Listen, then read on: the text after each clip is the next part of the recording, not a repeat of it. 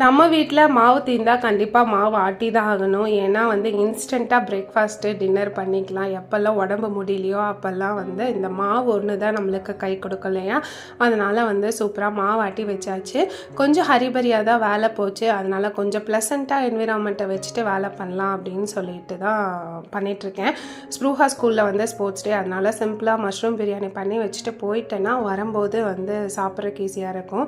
புதினா இல்லை, கொத்தமல்லி இல்லை, இது தக்காளி சாப்பாடா இல்லை மஷ்ரூம் பிரியாணியான்னு தெரியல. சும்மா வெங்காயம், தக்காளி, இஞ்சி, பூண்டு போட்டு வணக்கிட்டு மஷ்ரூம் பெருசு பெருசாக கட் பண்ணி வச்சுருந்தேன். அதையும் ஆட் பண்ணிவிட்டு கொஞ்சமாக மஞ்சள்தூள், கரம் மசாலா, ஒரு 2 டேபிள் ஸ்பூன் தயிர் ஆட் பண்ணி ஒரு 5 நிமிஷம் நல்லா கொதிக்க விட்டுட்டு நான் 1.5 கப்பு ரைஸை ஊற வச்சுருந்தேன். அதையும் ஆட் பண்ணி ஒரு 4 கப்பு தண்ணி ஆட் பண்ணிட்டு தேவையான அளவு உப்பு ஆட் பண்ணி நல்லா கொதிக்க விட்டு மூடி போட்டு 3 விசில் விட்டு இறக்குனா சிம்பிளான டேஸ்டியான அவசரப்பட்ட mushroom biryani ready. Thanks for வாட்சிங் அண்ட் கீப் சப்ஸ்கிரைப்.